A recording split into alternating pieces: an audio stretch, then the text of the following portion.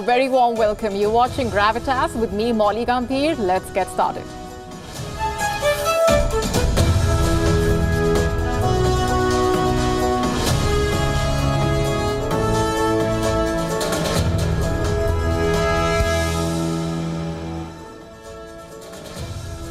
Our top story tonight comes from Bangladesh. The country's interim government has expanded the powers of the army. But what does that mean for the country and its people?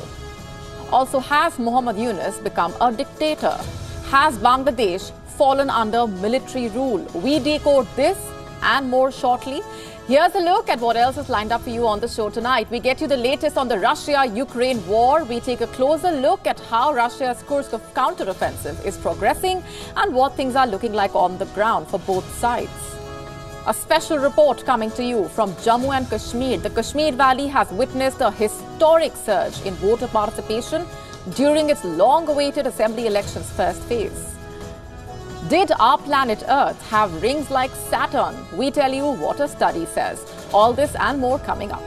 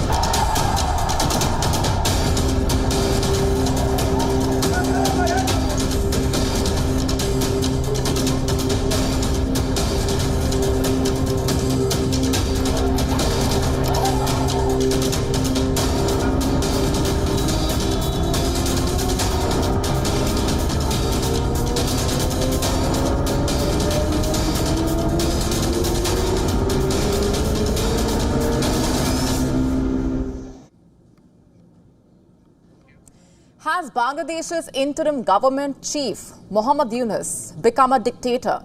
Has the country fallen under military rule? Over a month after former Prime Minister Sheikh Hasina resigned and fled the country, Bangladesh's interim government has expanded the powers of the army. The army has basically been granted policing and magistracy powers for the country's internal security, which means that the army has been given greater power, just to put it simply. Army officers can now arrest offenders directly and can open fire in self-defense and extreme need. In other words, having failed to control the violence and chaos that has gripped the country in the aftermath of Hasina's ouster, the army has been granted sweeping powers. A notification from the Ministry of Public Administration stated that these powers would be conferred upon commissioned officers of the army and would basically remain effective for 60 days. According to a report in the Dhaka Tribune, the director of the Inter-Services Public Relations indicated that the army would operate in accordance with government directives. Here's where it gets concerning. The government order grants the army magistracy authority under several sections of the Code of Criminal Procedure. These sections cover various powers, including issuing orders for arrest and detention, executing arrest warrants, issuing search warrants, and collecting bonds for misdemeanors and petty offences. Let me just take you through them one at a time. Section 64 of the CRPC states that if a crime occurs in the presence of an executive or judicial magistrate, they can make arrests and grant bail. This means that the army officers acting as executive magistrates will now be able to arrest offenders directly. Section 65 allows them to order arrests or issue arrest warrants within their jurisdiction, even if the crime is not committed in their presence. This means officers can arrest suspected criminals. Section 83 allows the enforcement of arrest warrants outside their jurisdiction, which means army officers can execute arrest warrants anywhere in Bangladesh. And then Under Section 100, Army officers can search any location to rescue a person illegally detained. It means that if they receive information about a kidnapping or illegal confinement, they can conduct a search. Beyond this, officers are also empowered under Section 105 to conduct searches anywhere. Section 107 allows the Army to take necessary security measures to maintain peace. Section 127 grants the Army officers the power to order the dispersal of unlawful assemblies. It allows executive magistrates and officers in charge of police stations to disperse gatherings of 5 or more persons. Army officers can also disperse any illegal assembly. Section 128 allows Army officers to use civilian forces to disperse assemblies. Section 17, which awards Army officers the status of special executive magistrates, says that these officers shall be subordinate to the district magistrates or deputy commissioners. This authority, including arrest and dispersal of unlawful rallies, has been conferred upon commissioned officers of the Army. There's more. The officer can open fire in self-defense and extreme need. The law advisor of the interim government, Asif Nazrul, has said that the Army has been given magistracy power following the subversive acts and disrupted stability across Bangladesh. Does the interim government's move give sweeping powers to the Army? Absolutely yes. Could the Army officers misuse the power? Well, that answer depends on who you ask. Nazrul says he believes the Army personnel would not misuse this authority, but it opens up another area of concern. Is the Bangladeshi police functioning properly yet? Look at the condition in the country. Police personnel have been absent from the streets of Bangladesh since the fall of the Sheikh Hasina-led government. Before and immediately after the ouster of Hasina, the Bangladeshi police faced unprecedented public fury as mobs set fire to their vehicles and properties and ransacked police facilities. Following the attacks, Bangladesh police announced an indefinite strike on the 6th of August. The strike was withdrawn on the 10th of August. Following a series of meetings with the then advisor to the Home Ministry, still many police officers remained absent from work. And as a result, law and order in Bangladesh has been severely impacted. There are daily reports of mob violence at different places. There have been attacks on Hindus and other minorities. Temples have been targeted, vandalized. Factories and business establishments have been destroyed, torched. The question is, will giving excessive powers to the military fix the issues? Veteran lawyers don't think so. Some, in fact, say that it shows that there is no confidence in the magistrates. They say that the Army personnel should not be performing magistrates' duties. It's not wise to mix Army personnel with the general public. Is the move then a band-aid on Bangladesh's real problem?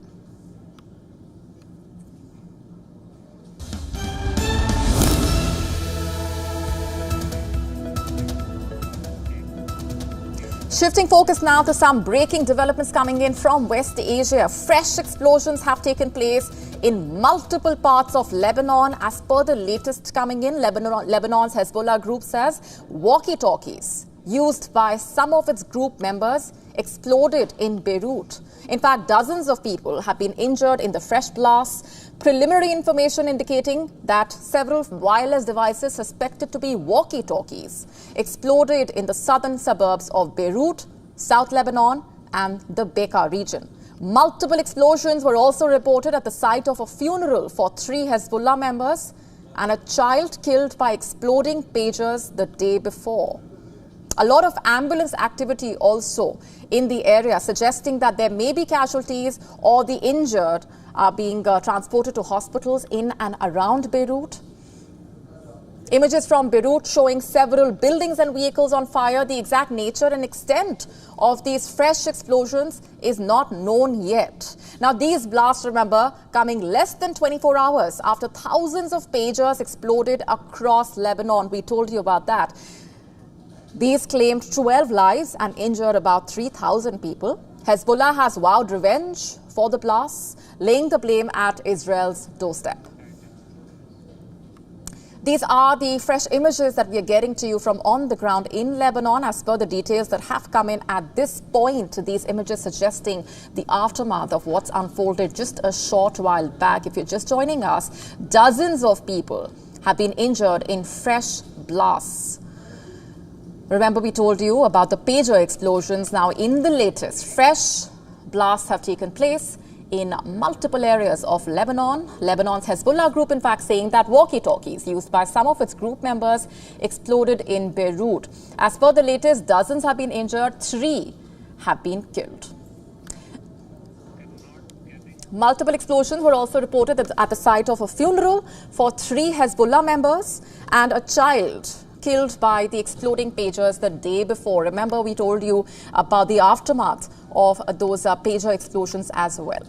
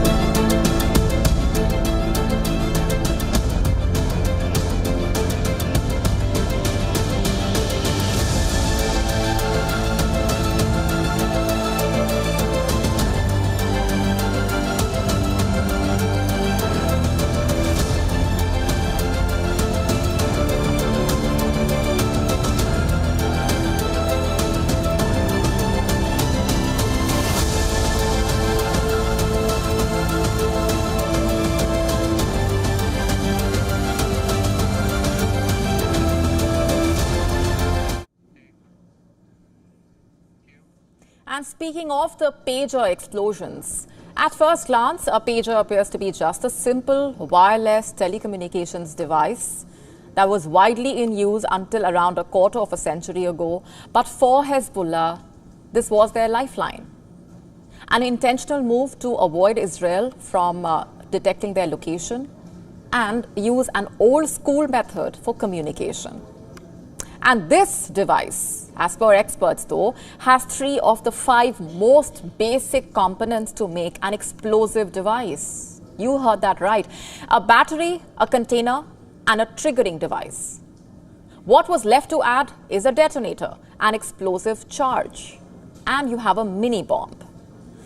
In the aftermath of the pager explosions that occurred across Lebanon on Tuesday, leaving at least 12 dead and over 2,700 injured, these are some of the compelling details that have started surfacing. Let's just get down to the basics first. How did anyone get hold of Hezbollah's pagers? What really happened?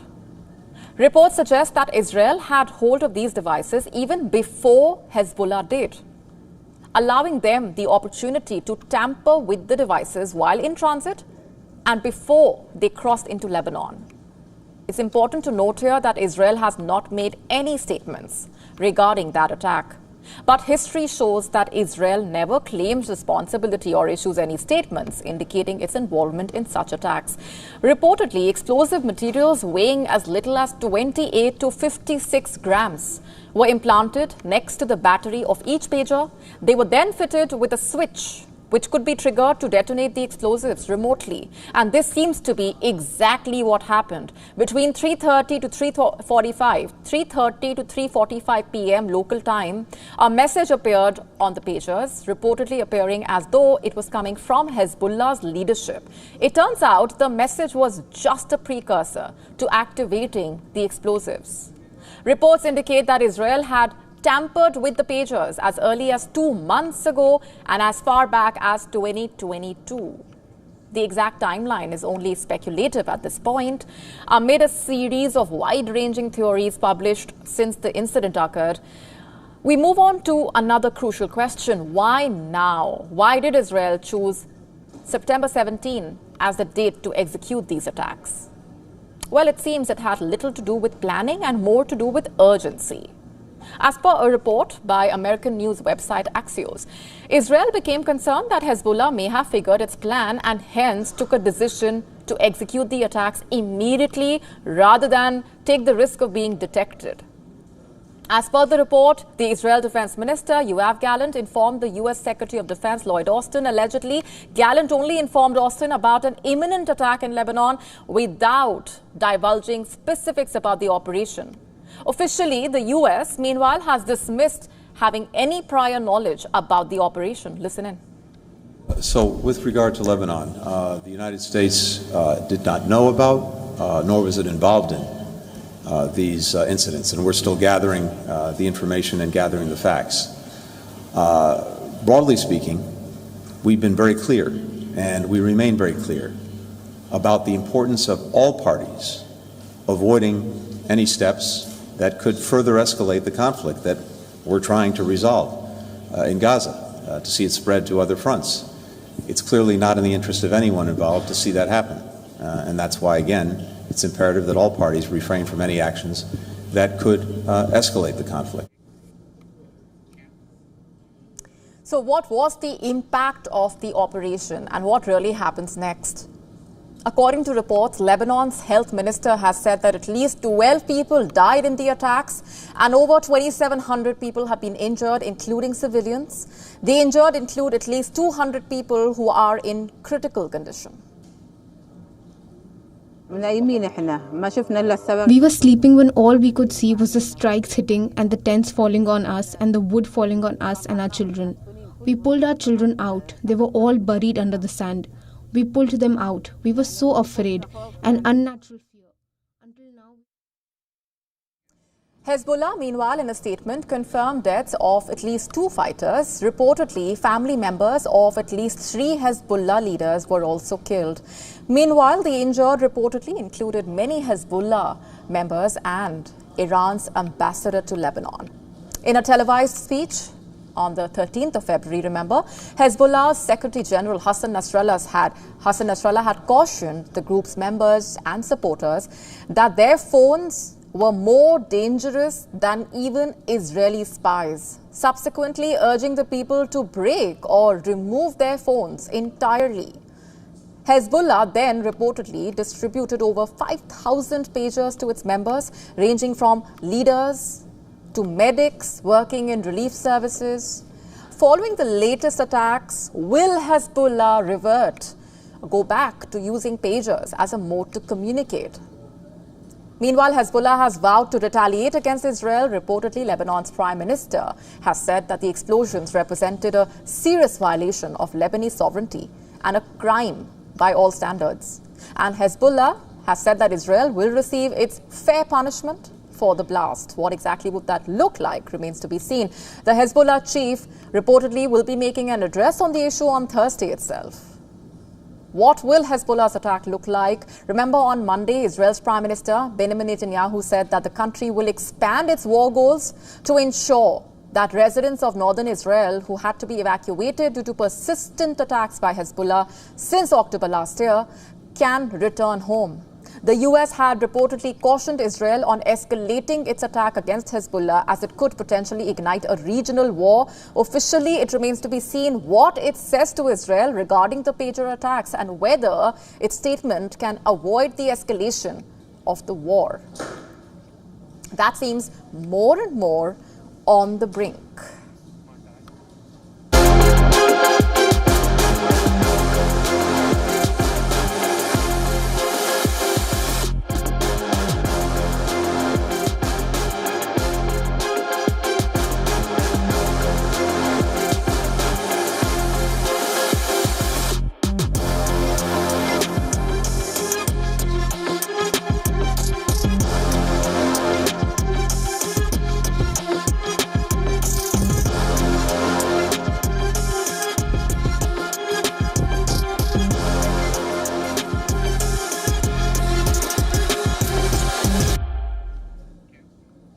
On to the latest now from the American political landscape.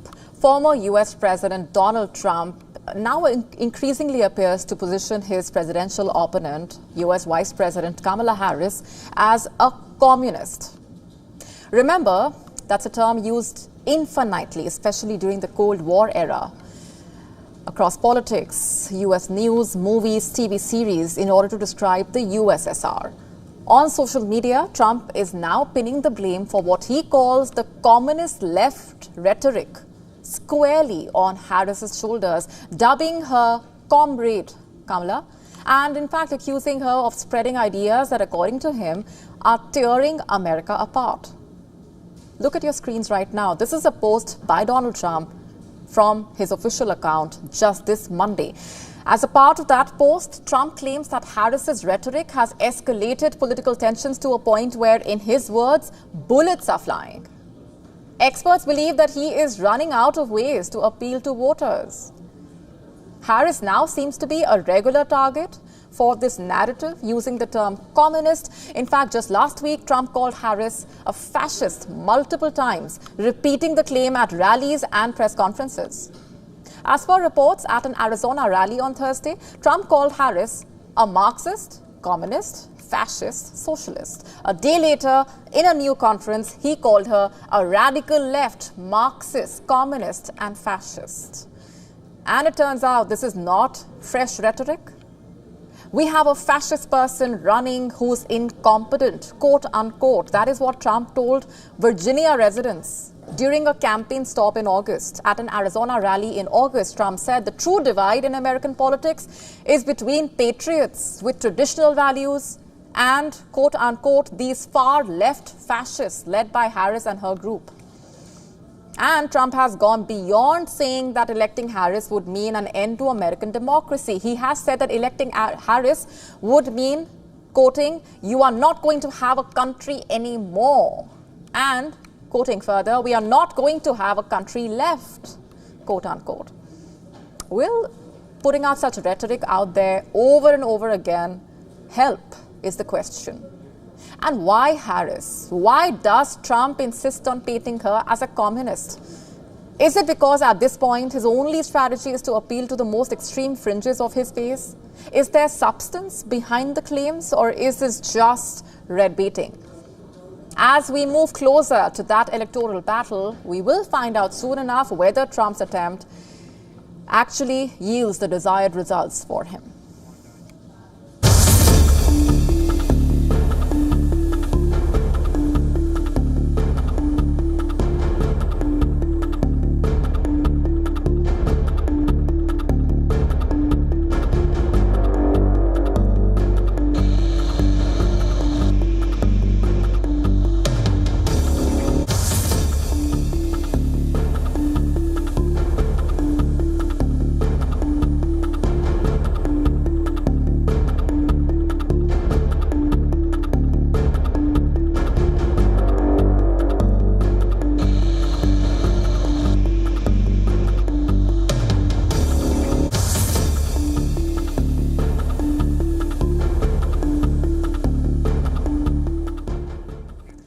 Let's now talk about the war in Ukraine. It's been a week since Russia's revenge for Ukraine's Kursk offensive began.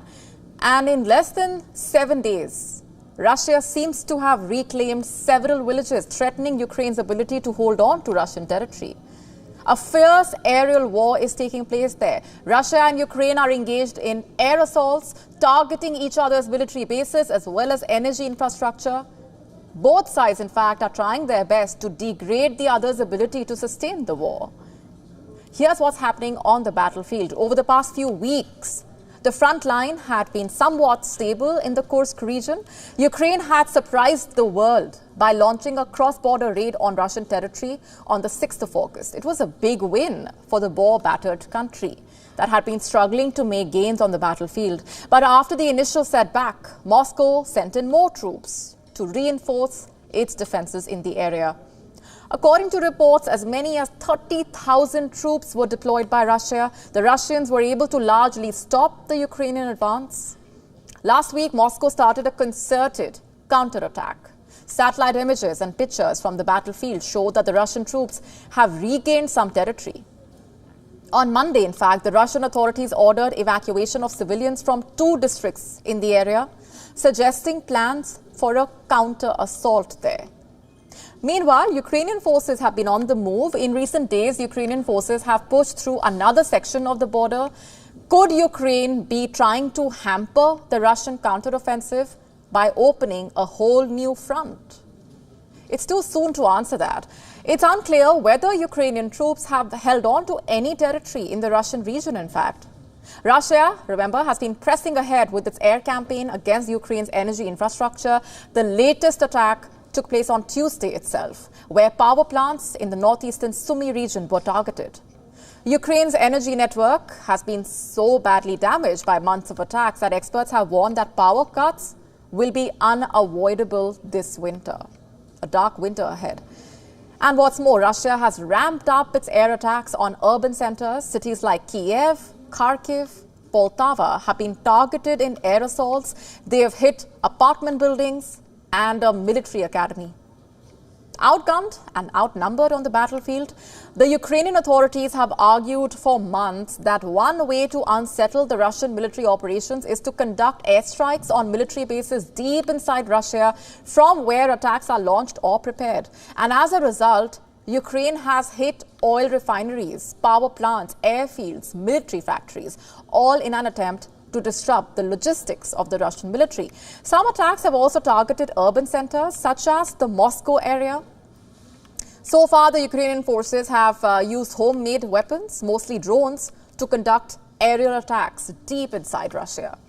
Ukraine has been, for that matter, urging its allies to allow them to use Western missiles to target Russia. We've been telling you about this. Last week, US President Joe Biden and the British Prime Minister Keir Starmer discussed the possibility of expanding Ukraine's long-range strike capabilities. But no policy changes were announced after the meeting. And given the way things stand, the current situation, Ukraine may need these capabilities sooner than its allies can actually make a decision. Time is running out. One thing is for sure, the Ukrainian troops are on the back foot in the eastern part of their own country, and that's a major setback for Ukraine. You see, one goal of Ukraine's cross-border assault into Kursk was to force Russia to divert troops from the front line in Ukraine. The Ukrainian generals hoped to have used this opportunity to reinforce Ukraine's border region and relieve pressure on Kiev's forces. But quite the opposite happened. So far, Russia has withdrawn only a limited number of experienced units from the Ukrainian battlefield. Instead, Russia has kept the bulk of its forces in Ukraine, where they are pressing ahead with assaults, especially in the eastern Donetsk region, which Moscow already partly controls. And let's not forget the fierce battle in the crucial town called Pokrovsk. It's a strategically important city in eastern Ukraine. Despite Ukraine's own offensive into Russia, Russian forces have been steadily closing in on Pokrovsk. In fact, Russian forces are now about 5 miles from Pokrovsk.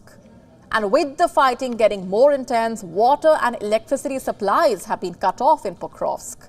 The local authorities have urged residents to evacuate immediately. The city's population has already dwindled to 16,000 from about 62,000 in August. On to India now. The Kashmir rally has witnessed a historic surge in voter participation during its long-awaited assembly elections first phase. This marks a significant shift from previous years. With a renewed commitment to development and democracy, residents are stepping forward to make their voices heard. People have chosen ballot over bullet. Our next report getting you the details.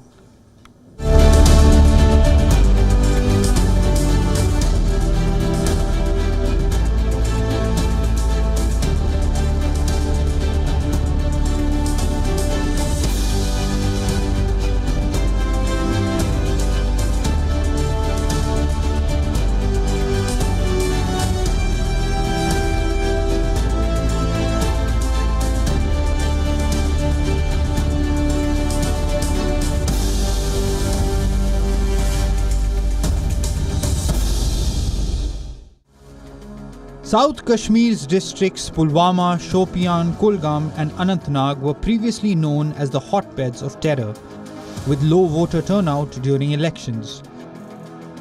But as J&K heads to polls for the first time since the abrogation of Article 370, it's all about transformation this election season. J&K recorded 59% voter turnout in the first phase of the assembly elections. Polling took place in 24 constituencies across 7 districts of Jammu and Kashmir, peacefully and freely. Voters were enthusiastic in their belief that casting their ballots was not just right, but also crucial for development change. They said that voting has the power to cure all problems, underscoring the importance of electing representatives who can tackle pressing issues like identity preservation, land rights, and rampant unemployment. What's more, the individuals previously affiliated with banned organizations like Jamaat-e-Islami have also joined the electoral process by embracing the festival of democracy. Majority of the people across South Kashmir said they want better facilities for daily lives and above all, jobs. Female voters also made their voices heard, advocating for candidates who are not only honest but also committed to addressing community issues in the assembly. As the first phase of polling unfolds, the message from first-time voters in the Kashmir Valley is clear. Every vote counts. The community is rallying together to ensure that eligible voters participate and elect representatives who will genuinely champion their needs and aspirations. Long queues of men and women outside every polling booth in the Kashmir Valley and Jammu region is witness of democracy returning to Jammu and Kashmir. It's after a gap of 10 long years that elections were held across the Union territory for the first phase, and people came out in huge numbers, breaking all the previous records. Whether it was the Kashmir Valley or the Jammu region, huge queues were seen at every polling booth. There were 219 candidates in the fray and 24 assembly seats, and most of them are independent. The political arena has taken a big twist this time because the India Alliance partners like National Conference Congress and CPIM are not only fighting the BJP but also a new alliance which was forged just days before by the Awami Ittihad party of Engineer Rashid with the Jamaat-e-Islami. So it will be very interesting to see that people had a lot to choose from and who they will choose as their representative. With video journalist Feroz, Idris Lone for WION World is One.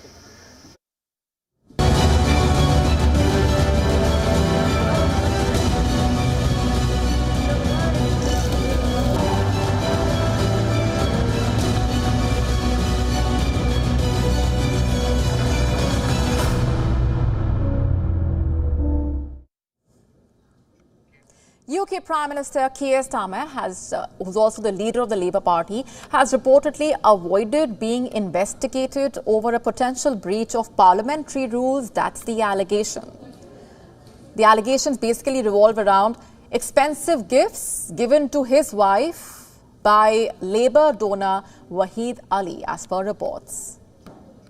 Basically, this is around the allegations involving gifts that included designer clothes, garments and alterations purchased for Starmer's wife, Victoria. As per reports, Ali is a long-time Labour supporter and donor. He reportedly covered these costs for Starmer's wife both before and after Labour's victory in the UK elections in July. As per reports, these gifts reportedly should have been declared in the MP's register of interests within 28 days. But as it turns out, they were not, at least not initially. A question that many members of the Conservative Party are asking is, why did that happen? Let's just get into the details for you. The Conservatives reportedly urged Daniel Greenberg, the Parliamentary Standards Commissioner, to open an investigation into the matter, especially on answers as to why these gifts were not immediately disclosed. Despite these attempts by the Conservative Party, Downing Street came out on Monday to confirm that Greenberg would not pursue the matter further and said that there will be no formal inquiry. Starmer claims his team sought out advice on what needed to be declared right after the election. And according to him, he followed the requisite rules and acted accordingly. The matter is further complicated by the fact that Ali, the man at the center of the controversy, has been involved in a separate scandal. Just last month, reports surfaced that Ali had been given a temporary security pass to Downing Street, despite not having an official government role. Ali has reportedly gifted Starmer other high-end items in the past, allegedly, like clothes and glasses, which are listed on his register of interests. And most recently, Starmer declared that Ali provided him with accommodation worth over £20,000 for several weeks. This is not the first time, remember, that Starmer has faced scrutiny over his register of interests. In 2022, he was reportedly late in registering several items, including tickets to football matches and the sale of a plot of land. While none of these led to any significant consequences, they reportedly caused quite a stir and created a controversy for the leader. The latest revelations coming just 10 weeks into Starmer's tenure, prompting fresh criticism of the Prime Minister, who has repeatedly promised to clean up politics during the general election campaigns.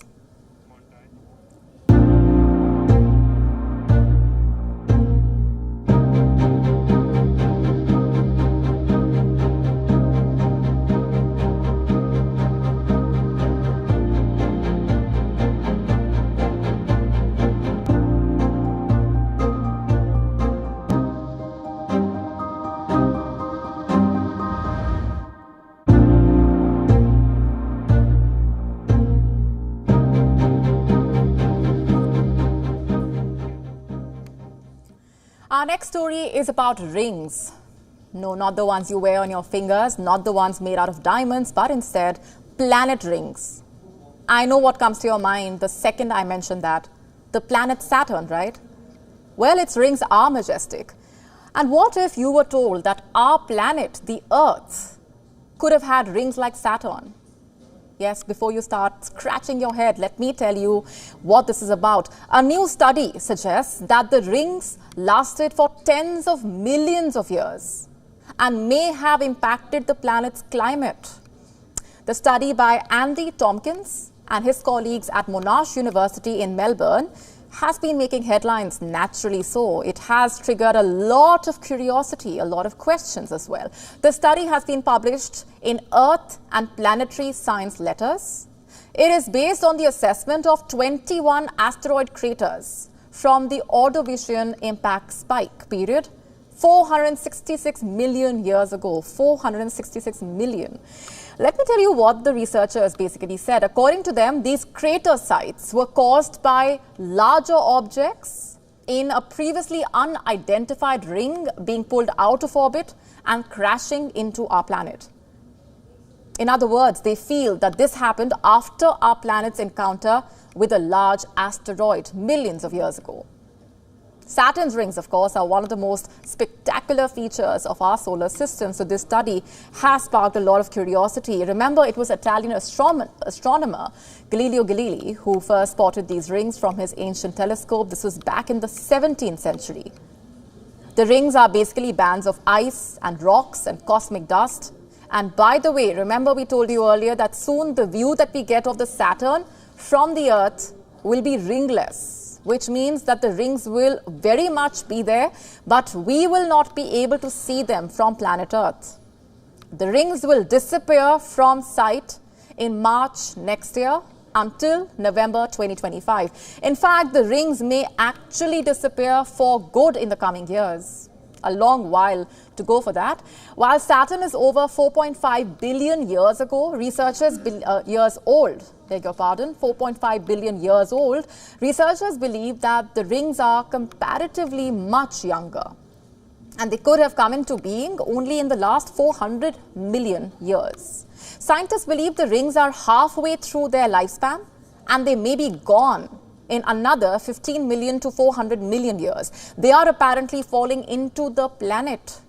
Every second, the rings are reportedly losing between 952 and 6,327 pounds of water. And that's enough water to fill an Olympic-sized swimming pool every 30 minutes. Scientists are calling this phenomenon the ring rain.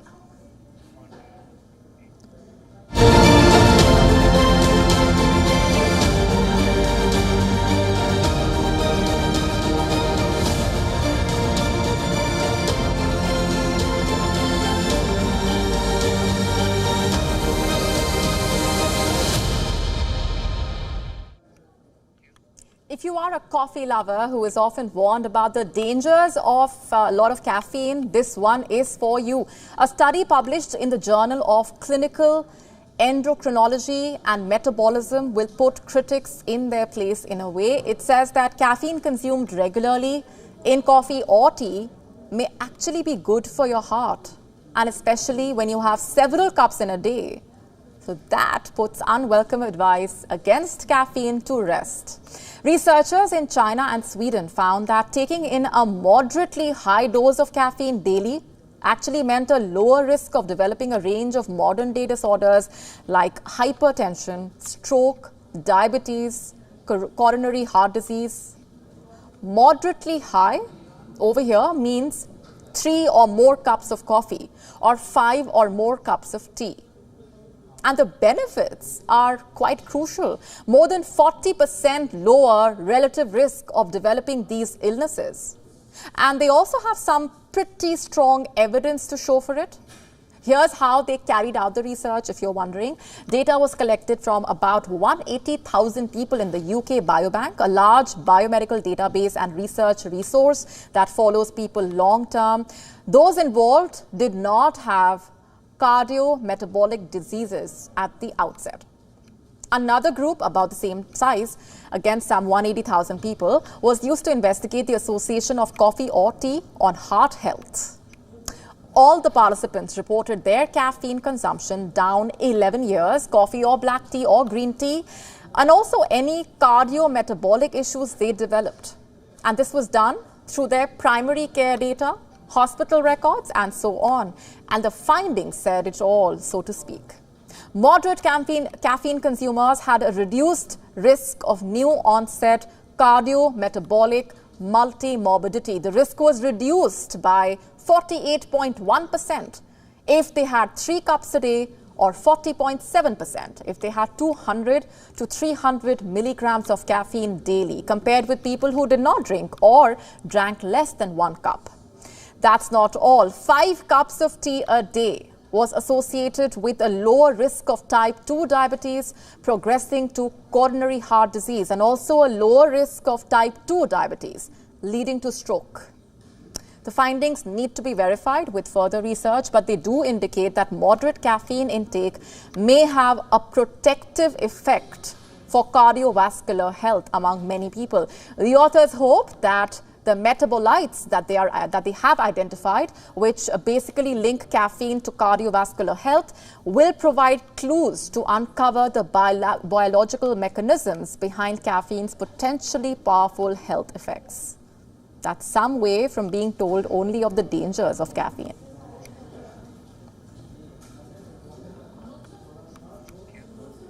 Let's now talk about the upcoming US polls. One would expect a global pop icon's support for a presidential hopeful would help rally support for the candidate. And when someone like Taylor Swift comes into the picture, one would expect Swifties to support her choice. Taylor Swift's support for Vice President Kamala Harris sparked mixed reactions among the voters right after the high-stakes debate between former President Donald Trump and Vice President Kamala Harris. The pop superstar was quick to announce her support for the latter, endorsing the vice president to her 283 million followers on Instagram. Taylor denoted the Democratic nominee a steady-handed, gifted leader.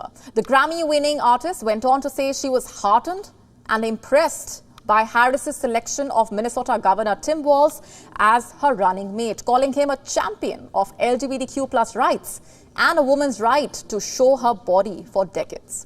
To own her body for decades. What's interesting here is her sign-off on the post. The 34-year-old signed her post as childless cat lady, a reference to language used by Trump's running mate, J.D. Vance, to describe women who do not have children. The custom URL she shared on her profile saw over 400,000 visits to vote.gov in just 24 hours. Days after Swift's endorsement of Harris, Republican nominee Donald Trump lashed out at the singer, writing, and I'm quoting, "I hate Taylor Swift," on his social media handle. Despite Swift's attempt to rally support for Kamala Harris, the YouGov poll conducted on the 11th and 12th of September suggests the endorsement had a limited impact.